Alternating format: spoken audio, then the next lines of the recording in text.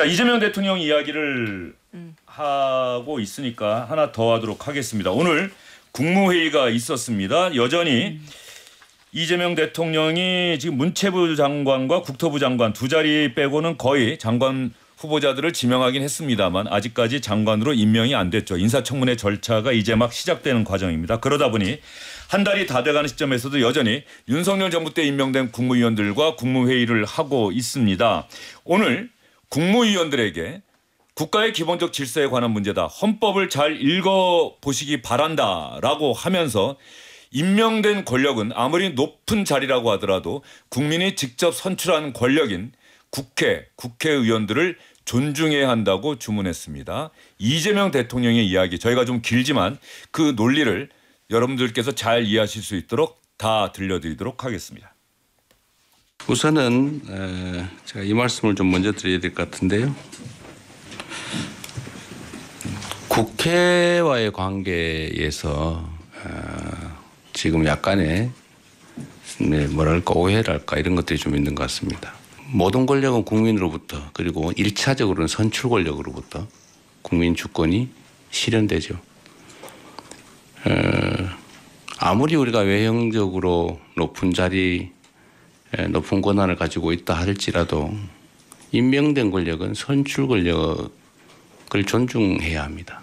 국회는 국민으로부터 직접 권력을 위임받은 기관이어서 우리 국무위원들께서 국회에 가시면 그 직접 선출된 권력에 대해서 존중감을 가져주시면 좋겠어요. 그게 개인적으로 좋든 나쁘든 그런 건 중요하지 않습니다. 국가의 기본적 질서에 관한 문제니까 최대한 국회에 존중을 해주시기를 당부드립니다. 이재명 대통령의 이야기 어떤 면에서 보면은 헌법학 개론 시간에 헌법 교수가 학생들에게 할 수 있는 이야기다라는 생각이 들 정도로 임명된 권력은 선출된 권력을 존중해야 한다라고 이야기를 했습니다. 이기현 의원님 이 얘기 평소에도 좀 들어보셨습니까? 저는 뭐 정치 기본이죠. 저희가 대의제를 선택하고 있는 민주주의 체제하에서 선출된 권력에 의해서 그 권한으로 임명된 권력을 통제하는 것이죠. 그것이 가장 효율적인 국가 운영의 기본 시스템이어야 합니다. 그런데 이 얘기를 사실은 국회의원들이 스스로 하지는 못했어요. 국회의원들이 국민들에게 지탄의 대상이 되었던 적이 많기 때문에 스스로 선출된 권력임에도 불구하고 행정부의 공직자들, 임명된 공직자들 대할 때 자신 있게 얘기하지 못했고 특히 그것이 야당이나 여당의 처지가 바뀔 때마다 태도들이 좀 바뀌고 했는데 저는 대통령께서 이렇게 직접 거명하시고 이런 얘기를 임기 초반에 해주시는 것들 특히 인사청문회를 앞두고 이렇게 해주시는 것에 대해서는 굉장히 긍정적으로 판단합니다. 대단히 중요한 문제이고요. 장면이 하나 생각나는데 네. 의원님 다 생각하시겠지만 김영현이 경호실장을 하다 국방부 장관에 취임하고 국회 와서 첫 연설을 하고 의원들에게 국민의힘 의원들에게만 인사하고 민주당 의원 쪽에 인사를 안 하고 나갈 때 국회의장께서 불렀어요. 불러서 장관님 뒤에 있는 야당 의원들에게도 인사를 해 주셔야죠 라고 했을 때 김영현 장관이 그 당시 맨 뒷좌석을 지나가다가 돌아서서 굉장히 가증스러운 표정으로 국회의원들을 바라보는 국민의힘 의원들 어떻게 느끼셨는지 모르지만 저희들은 제가 유심히 봤거든요. 아니 이 사람이 국무위원이 된 사람이 선출직 권력자들을 저렇게 하대하듯이 그리고 아주 적대시하는 표정으로 바라보는 걸 보면서 굉장히 놀랐습니다. 예. 국무위원의 자세가 그러면 안 되는 것이거든요. 왜냐하면 임명된 권력자이기 때문에 공직자이기 때문에 저는 이런 일이 한국 사회에서는 다시 반복되지 않아야 된다는 생각했고 그 사람이 바로 계엄의 주역이 됐습니다. 예. 계엄에. 그런데 이런 일이 다시는 이루어지지 않을 것이라는 확신을 대통령께서 주셨다. 저는 이런 생각이 듭니다. 예. 그 말씀하시니까 또 떠오르는 게 김영현 전 장관이 그 상임위원회에서 국방위원회에서 김민석 의원이 비상계엄 네. 선포할 거냐라고 했을 때 뭐 헛된 생각하는 사람한테는 헛된 것만 보이죠. 네. 라고 이야기하면서 김민석 의원이 안 한다는 얘기죠. 라고 했더니 가만히 있다가 뭐 질문하시죠. 질문하세요. 네. 뭐 이런 식의 태도들. 오늘 그 강유정 대변인이 이재명 대통령이 이런 얘기를 한 이유가 뭐냐라고 했더니 부연 설명을 한 게 국회에 나갔을 때 상임위원회 나갔을 때 국무위원들이 국회의원들을 그 어떤 태도나 또 답변, 그러니까 태도나 말하는 내용에 있어서도 전제로 해야 된다는 취지로 설명을 하더라고요. 바로 그런 부분들인데 맞아요. 김소희 위원장은 맞습니다. 어떠세요? 김영원 전 장관님의 태도는 대단히 잘못된 거죠. 그렇게 하시면 안 되고요. 실제로 저도 이제 국회 들어오고 초선 비례다 보니까 공직자분들이 대하는 태도가 재선 중진 의원들과 사뭇 다르죠. 예, 그래서 그 눈치 게임 하느라고 저도 좀 힘들긴 했습니다. 예, 어쨌든 또 조선 의원의 비애군요. 예. 예, 비애 있습니다. 예. 네, 그리고 또 여당 되고 또 야당 되니까 또 거기서 나오는 차이가 확 커서 그간에 이제 이 눈치 싸움을 어떻게 잘 해야 되느냐 그걸 또 스스로 깨닫고 있는 중이기도 한데요. 그럼에도 불구하고 이번에 이제 임명되신 후보자분들이 워낙 국회의원분들이 많으셔가지고 이런 얘기 굳이 안 하셔도 될 것 같다는 생각이 좀 듭니다. 그 어느 정부보다 44%에 해당되거든요. 예. 그래서 저는 살짝 이 삼권 분립이 우려될 지경 걱정이 조금 있는 상황입니다. 예. 네.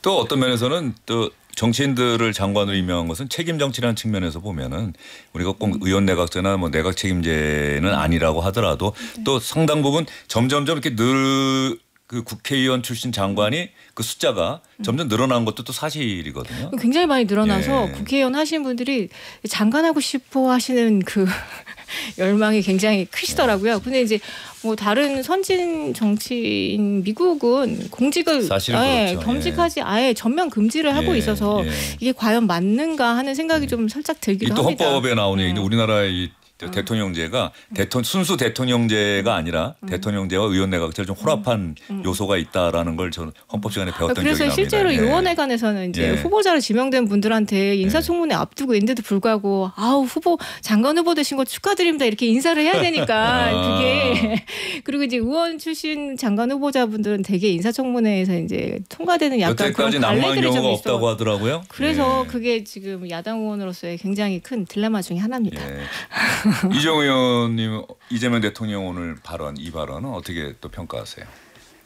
저도 비슷하게 느끼고 있는데 아까 이기현 의원님 말씀하셨듯이 이전에 뭐 그 국방부 장관의 문제는 굉장히 문제가 많았던 것은 사실이고요.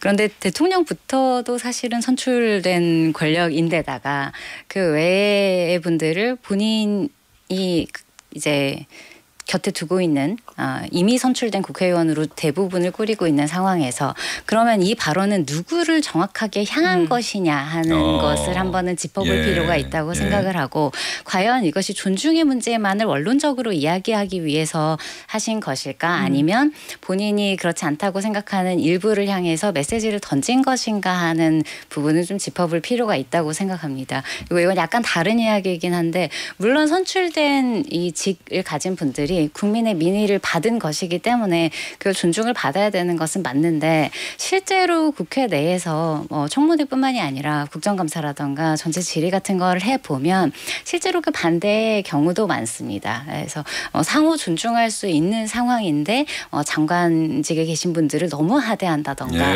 불필요하게 추궁하는 것을 좀 공격적으로 한다든가 이런 부분도 있고 그렇죠. 그런데 그분들도 선출된 권력 못지않게 또 우리나라 국정 운영에 가장 중요한 직을 담당하고 계신 분들이기 때문에 가능하면 이제 국회와 행정부의 문화가 서로를 좀 존중해야 되지 않나 좀 잘 풀어 나갔으면 좋겠습니다. 예, 지금 그 말씀도 상당히 중요한 부분이에요. 그렇다고 해서 선출된 권력은 그러면 임명된 권력을 존중하지 않아도 된다 이런 뜻은 전혀 아니겠죠. 그렇죠. 근데 그 부분도 좀 염두에 뒀으면 좋겠다는 그런 말씀이고요. 또 하나는 가만히 듣다 보니까 오늘 이재명 대통령이 예로 든 경우가 일단 대통령이 그 누구보다도 국민이 직접 선출한 권력이잖아요. 그렇죠.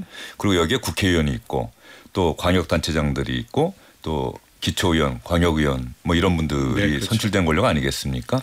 또 선출된 권력은 그 누구보다도 임명된 권력이라고 하더라도 직접 행정일을 맡아하고 있는 사람들, 장관, 국무위원들 또 이런 분들의 그 역량, 전문성은 또 존중하고 접근해야 하는 것이고 무엇보다 직접 선출한 주권자인 국민에게는 한없이 낮은 자세로 가야 한다. 그러나 가끔은 이기현 의원님 같은 경우는 좀 속상할 때도 있다. 그 말씀드립니다.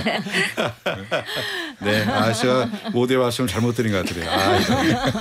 아니 그게 뭐 솔직한 말씀이시니까요. 네, 저희가 지역구 의원이 아니다 보니까 저런 경험을 못 하고 있는 거죠. 네. 제가 아침에 선거운동할 때 보면 약 한 10,000명 정도 보거든요.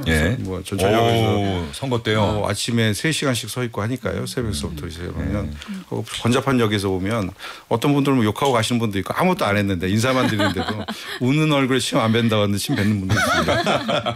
그래서 속상하다는 얘기지. 예. 뭐 국민들에 대한 무한 충성에 대한 공직자의 태도는 반환할 수 없다고 저는 그렇게 생각합니다. 예.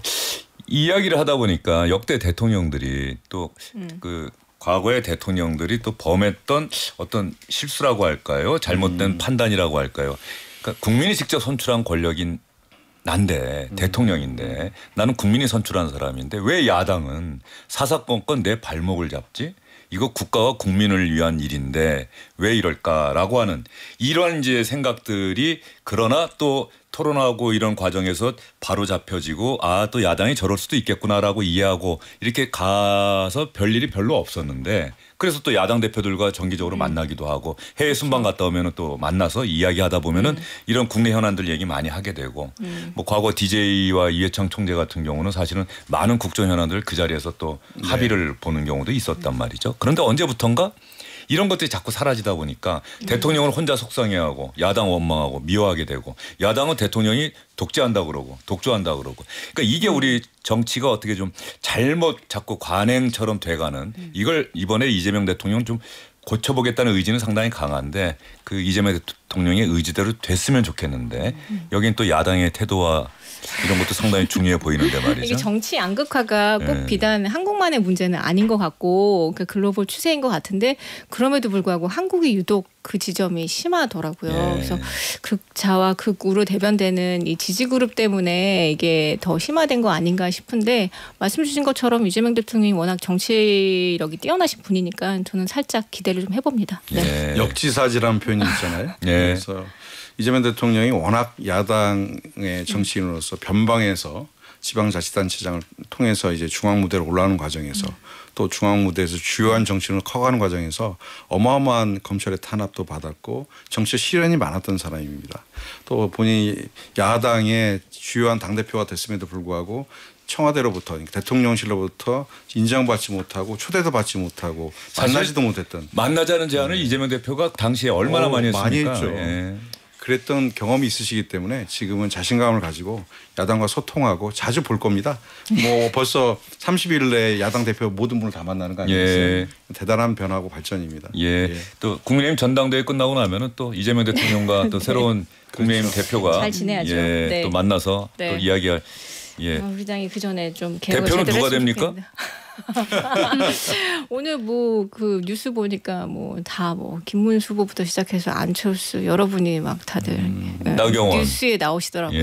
네. 한동훈 전 대표는 뭐 그냥 여론조사 상으로는 나오는데 뭐 잘 모르겠습니다. 네. 알겠습니다. 민주당 대표는 누가 됩니까?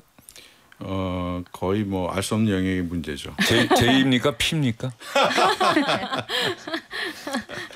거기에 진정 네. 제가 지금 당대표 명심이- 비서실장을 맡고 있다는 말씀드립니다. 네. 예. 개혁신당 대표는 누가 됩니까? 뭐 차차 지켜보시면 아시게 예. 되실 겁니다. L? 뭐 저희 당 L이 많아서 지금 저도 L이고. 알겠습니다. 자, 이재명 대통령의 국무위원들을 향해서 선출된 권력을 존중해야 한다는 이야기 들으셨고요. 이쯤에서 정성호 법무부 장관 후보자가 오늘 출근길에 어제는 조용히 그 이런저런 또 생각 인사청문회 자료를 준비했는데 오늘 출근길에 기자들의 질문에 답변을 했습니다. 아무래도 검찰개혁 이 부분이 주된 주제가 됐었는데 정성호 법무부 장관 후보자의 검찰개혁 구상 들어보시죠.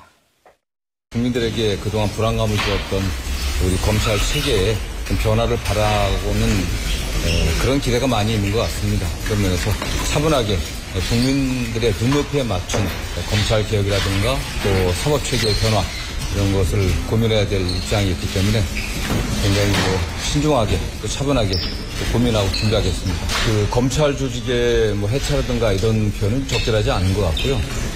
국민의 눈높이에 맞는 개혁이 이루어져야 되지 않겠나라는 생각을 하고 있습니다. 다만 수사와 기소의 분리, 또 검찰에 집중된 권한의 재배분, 또 이런 문제에 관련해서는 어느 정도 국민적 공감대가 있다고 생각하고 있습니다. 예. 자, 수사와 기소의 분리 이런 측면에서는 국민적 공감대가 있다. 그러나 정성호 법무장관 후보자 그 품성대로 이견 의원 뭐 잘 아시겠습니다. 네. 상당히 신중하고 차분하게 이걸 또 강조를 하네요. 그렇습니다. 예. 근데 지금 민주당 안에서는 뭐 정청래 의원처럼 당대표 경선에 나선 정청래 의원은 추석 연휴 이전에 검찰개혁 마무리한다. 검찰청이 없어지는 거 볼 것이다. 이런 이야기까지 하고 있단 박찬대 말이죠. 전 원내대표가 그 얘기하셨죠. 정청래 의원이. 그렇죠. 예.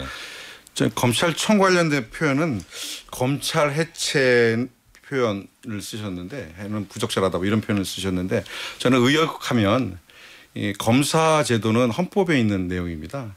헌법에 검사를 두도록 되어 있기 때문에 그래서 검사 자체를 없애는 내용이 아니다. 검찰의 지금의 막대한 권한을 기소와 수사의 두 권한을 기소청 그러니까 기소청과 공소청이죠. 표현을 하면 공소청과 중대범죄수사청으로 두 가지로 나눈다라는 것을 차분하게 준비하고 그 과정에서 생길 수 있는 형사사법제도의 급격한 변화로 인한 혼란, 국민들의 피해 이런 것도 최소화시켜가면서 이것을 안착시켜 나가겠다라는 말씀으로 저는 이해했습니다. 일단 단순하게 생각하면은 수사와 기소 분리한다. 수사는 그렇습니다. 검사 따로 있고 기소를 하는 검사 따로 있다. 이렇게 생각하면 됩니까? 그 구상이? 네, 그렇게 봐요. 뭐 명칭은 뭐 검사가 될지 수사관이 될지는 모르겠습니다만, 예, 그게 지금 검찰 개혁의 어떤 핵심적인 내용이다라고 이렇게 우리 청취자분들이 이해하시면 됩니까? 네, 그렇습니다. 예. 기소와 수사를 정확하게 분리해내는 것입니다. 그 예. 과정에서 많은 기소권과 수사권을 같이 한 조직이 가지고 있으면서 사실은 수사도 독점하고 기소권 핵심이 기소를 안 할 권리를 가지고 있는 겁니다. 그렇죠. 불기소도 그 결정 안에 들어가는 불기소를 거니까. 본인들이 검사들이 기소하지 않으면 아무리 중대한 범죄라고 해도 사법부가 재판에 회부해서 재판을 진행할 수가 없습니다.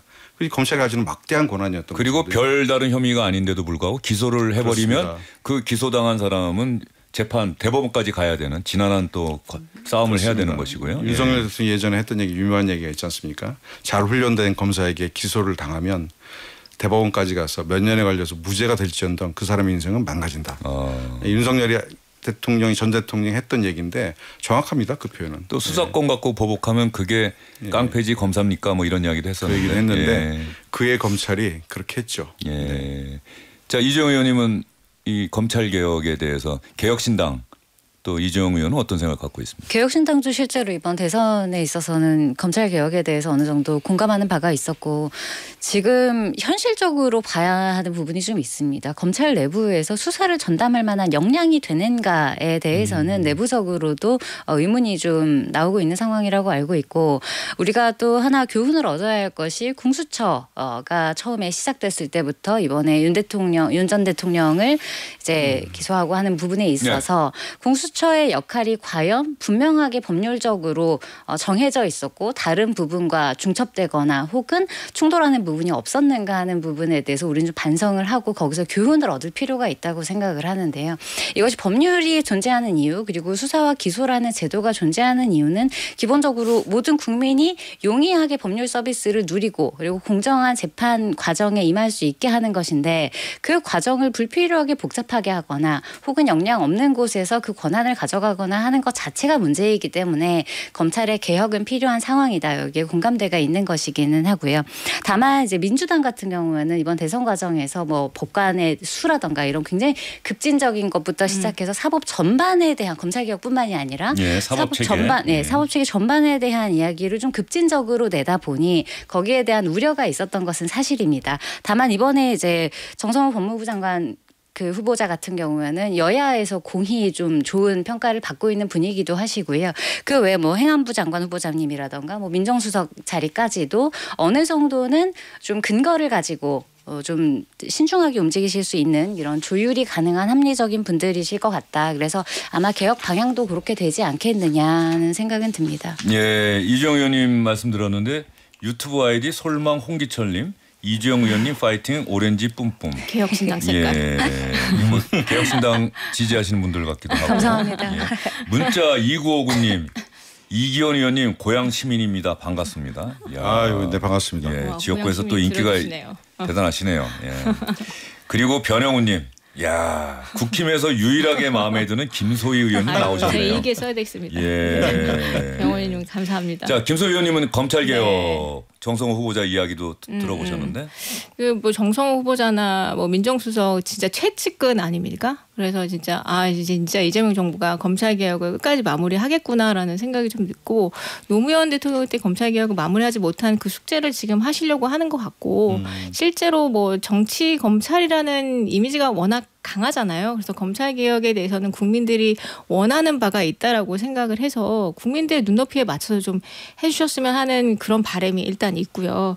그런데 이제 그 대통령 자신이 뭐 모든 재판을 다 미루셨긴 했지만 사법 리스크가 있는 분 아니십니까? 그래서 그 순수하게 좀 보기가 좀 저는 좀 힘들고요. 그런 차원에서는 뭐 방탄이 아닌가 하는 그런 뭐 의구심도 있다라는 말씀을 좀 같이 드릴 수밖에 없고, 그래서 그 권력기관을 무력화시키는 정도로는 안 됐으면 싶은 생각이 있고요. 예. 실제로 검찰을 무서워하는 건 범죄 혐의가 있는 사람들만 무서워합니다. 저처럼 경찰서도 안 가본 사람은 검찰은 근처도 안 가봤기 때문에 검찰에 가는 사람들은 다 범죄자 아니야? 이런 생각들을 국민들이 갖고 있다라는 그 생각을 좀 가지셨으면 좋겠고, 그런 차원으로 국민 눈높이에서 검찰 개혁을 좀 해주셨으면 하는 그런 바람을 당부드립니다. 예, 모든 국민들이 그런 눈높이에 가 네. 있는데 그 국민들의 착한 심성을 이용한 게 검찰입니다.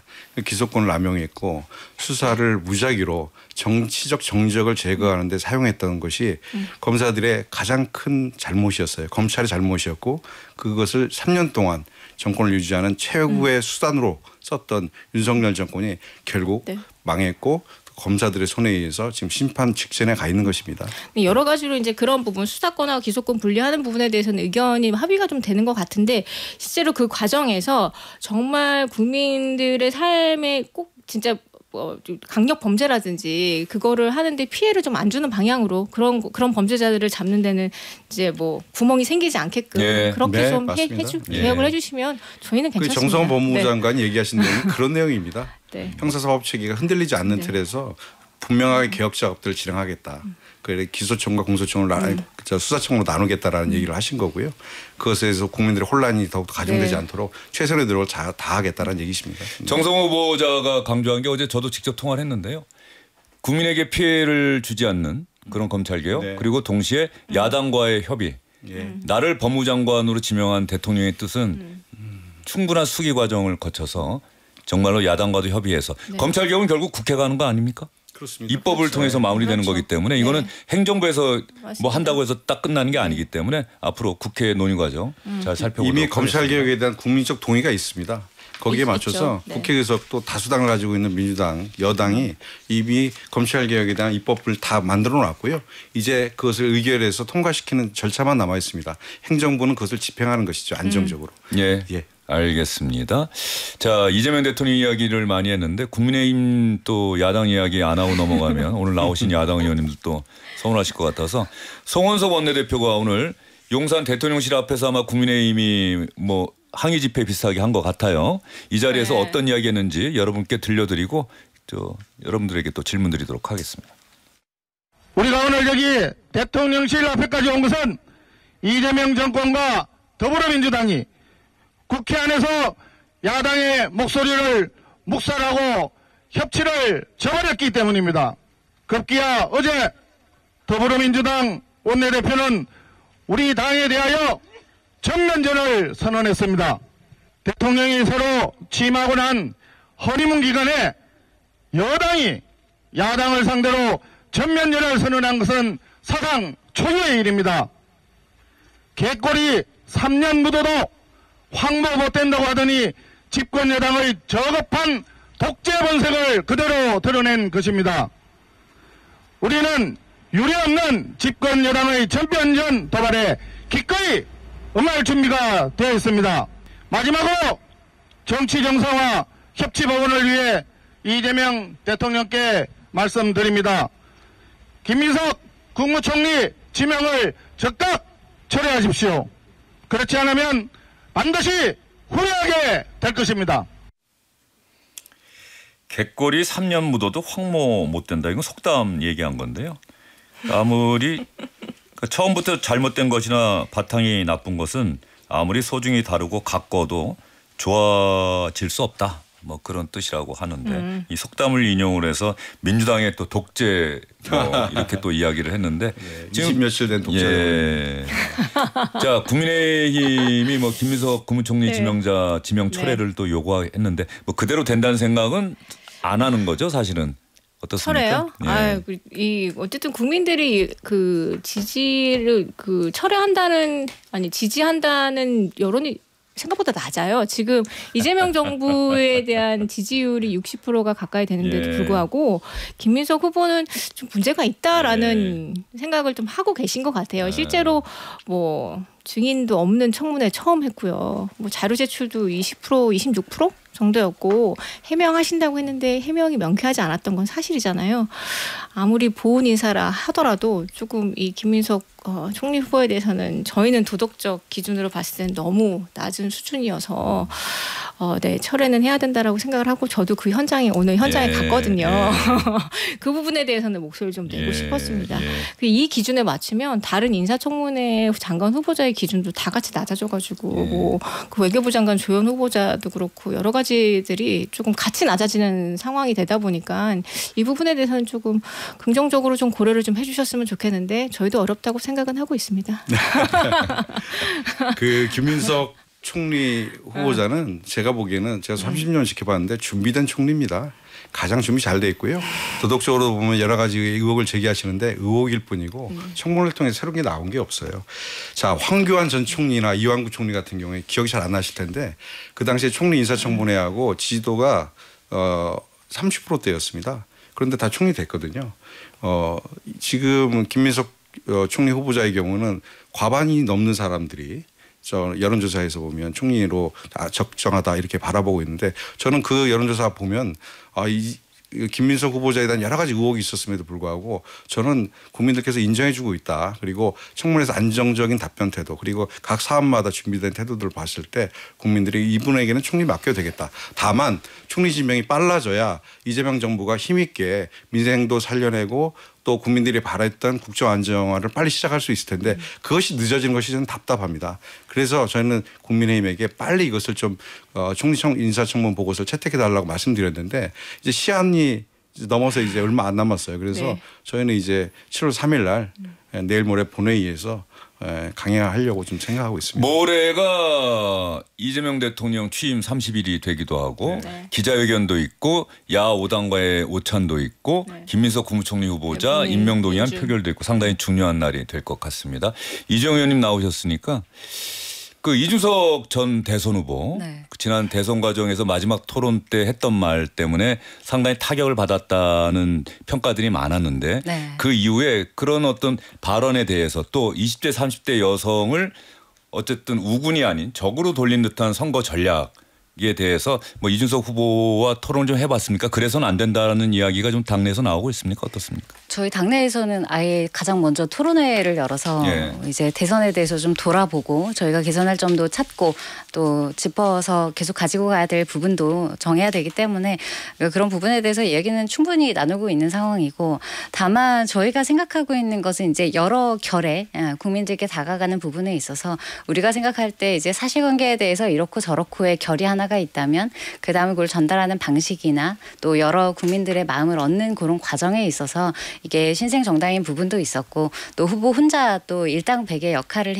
할 수밖에 없는 상황이다 보니 여러모로 또 보시기에 부족하다 싶은 부분이 있으셨을 것 같은데 아마 저희 당은 계속해서 성장하고 진화하는 모습 보여드렸기 때문에 앞으로도 그런 부분에서 발전적으로 해나갈 수 있을 거라고 생각합니다. 알겠습니다. 다음 기회에 더 자세하게 여쭙도록 하겠습니다. 김태환, 이윤정, 김한비, 박희정님 오늘 주영진의 뉴스 직격 분위기 좋은 뉴스 콘서트 같아요. 언성 높이지 않는 대화 나누는 모습 보기 좋네요. 시사 프로에서도 화기애애한 분위기 좋습니다. 라고 극찬을 해주셨습니다. 세 분 고생 많으셨습니다. 네, 아유, 감사합니다. 주영진의 뉴스 직격 오늘은 여기까지입니다. 고맙습니다. 네, 고맙습니다. 네.